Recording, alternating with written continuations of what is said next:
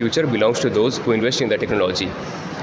Future सिर्फ उन्हीं के पास है जिन्होंने टेक्नोलॉजी में इन्वेस्ट किया है या टेक्नोलॉजी को समझते हैं। आप देख रहे हैं जनपद news, news and views. D.Y.. Patil Anisabad Patna अपने उत्कृष्ट शिक्षा केंद्र की ओर निरंतर प्रयासरत है।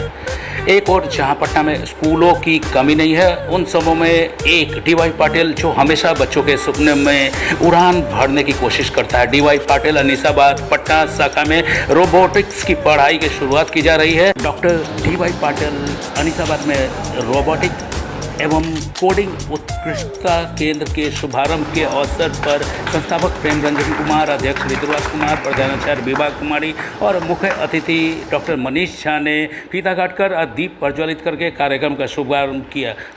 इस अवसर पर बच्चों ने सांस्कृतिक कार्यक्रम में नृत्य और कुछ बच्चों ने जो कोडिंग सीख रहे हैं, रोबोटिक्स जान रहे हैं, वो उन्होंने अपनी कला दिखाई। रोबोटिक्स कैसे बनाते हैं वो भी दिखाया है। आइए देखते हैं जनपद न्यूज़ की खास report. Different from others as we are using the coding.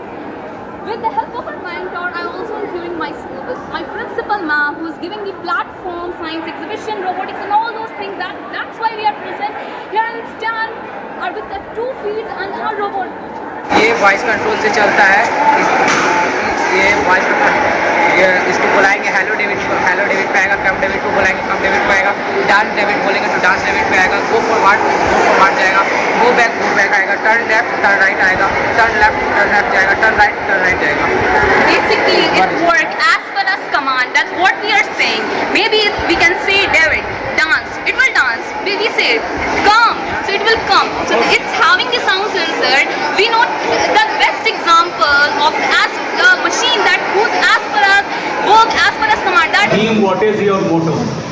Our motto is that so that students will be going to learn codings and robotics, because this robotics, how we are supposed to make robotics work. So here we have Manisha who is running Fire Academy. क्या sir D.Y.. Patil के students यहाँ इसमें interested हैं या कि बाहर के लड़के भी यहाँ सीख सकते हैं? ये तो अभी डी.वाई. पाटिल के एक्सक्लूसिव स्टूडेंट्स के लिए बनाया गया है। और जैसे स्टूडेंट सब्जेक्ट्स पढ़ाई करते हैं, साइंस पढ़ाई करते हैं, फिजिक्स पढ़ाई करते हैं।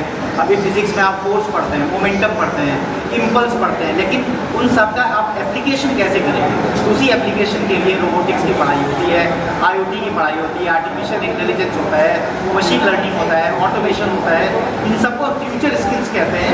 जो नेशनल एजुकेशन पॉलिसी 2020 में जो भारत सरकार के द्वारा पॉलिसी बनी है, उसमें ये कहा गया है कि आप सिर्फ मैथमेटिक्स, साइंस या टेक्नोलॉजी मत पढ़ाइए, आप ऐसी चीज़ों को पढ़ाइए जो बच्चा 8वीं या 9वीं में ही समझ में आए कि इलेक्ट्रिकल इंजीनियरिंग क्या होती है, इलेक्ट्रॉनिक्स क्या होता है, और इस तरह से बच्चे को टेक्नोलॉजी के बारे में ज़्यादा से ज़्यादा पता चले, रोबोटिक्स के बारे में पता चले, नई जो टेक्निक चेंज हो रहा है उसके बारे में पता चले।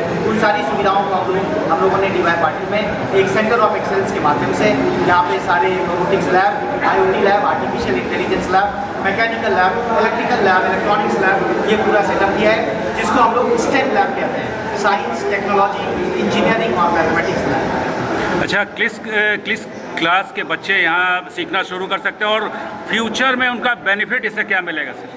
तो नेशनल एजुकेशन पॉलिसी ने 5+3+3+4 की बात कही है। तो हम लोग ये जो कोर्स है ये 1st ग्रेड से लेकर के 12th ग्रेड के बच्चों को पढ़ाते हैं। और फ्यूचर में और ऐसा हम लोग काम करेंगे कि नर्सरी से ही बच्चों को टेक्नोलॉजी के बारे में पढ़ाया जाए। लेकिन इस साल हमने ग्रेड 1 से ग्रेड 12 के बच्चों के लिए शुरू किया है। बेनिफिट क्या है सर इसका? सर बेनिफिट ये है कि बच्चों को इंजीनियरिंग जाते जाते ये पता नहीं होता है कि उन्हें इंजीनियरिंग क्यों बनना है। माँ बाप कहते हैं इंजीनियर बनना है, इंजीनियर बन जाते हैं। माँ बाप कहते हैं डॉक्टर बनना है, डॉक्टर बन जाए। लेकिन इंजीनियरिंग के अंदर उनको क्या करना है? अभी इंजीनियरिंग में भी बहुत तरह के फील्ड होते हैं। कंप्यूटर साइंस होता है, इलेक्ट्रिकल होता है, इलेक्ट्रॉनिक्स होता है, केमिकल होता है, मैकेनिकल होता है, मैक्रोइलेक्ट्रॉनिक्स होता है, आर्टिफिशियल इंटेलिजेंस होता है। इन सब की जो जानकारी है वो बच्चों को ज़रूरी नहीं है कि इंजीनियरिंग जाते समय ही पता चले। उन बच्चों को 8वीं 9वीं में ही पता चल जाए, जो कि इसके बाद वो लोग और उनका रुझान बढ़ जाए आगे अच्छा करने के लिए। और इसी के लिए बहुत ज़रूरी है कि आप जो है इन सारी चीज़ों को 7th, 8th, 9th ग्रेड में ही सीख जाएंगे। Artificial intelligence, machine learning, ChatGPT, drone technology, robotics, coding, ये सारी चीज़ें सीखनी चाहिए। और इसके लिए मैं ही नहीं, इसके लिए सरकार, इसके लिए यंग इंडिया, स्किल इंडिया, आत्मनिर्भर भारत, अभी NSDC, NSDA, CII, FICCI, NASSCOM, ये सारी की सारी एजेंसियाँ इसी इसी के तत्वाधान में काम कर रही है। और मुझे पूरा विश्वास है कि DY पाटिल के सौजन्य से, आप लोगों के माध्यम से बिहार की सारी जनता को मैं ये संदेश देना चाहूँगा कि पढ़ाई का मतलब सिर्फ सब्जेक्ट नहीं होता है, उसके साथ में स्किल डेवलपमेंट होता है। और स्किल डेवलपमेंट उतना ही जरूरी है जितनी प्राइमरी शिक्षा है। तो शिक्षा के साथ साथ स्किल डेवलपमेंट भी करें और इस तरह का लैब आपको वो इनेबल करता है और अधिक जानकारियाँ देता है।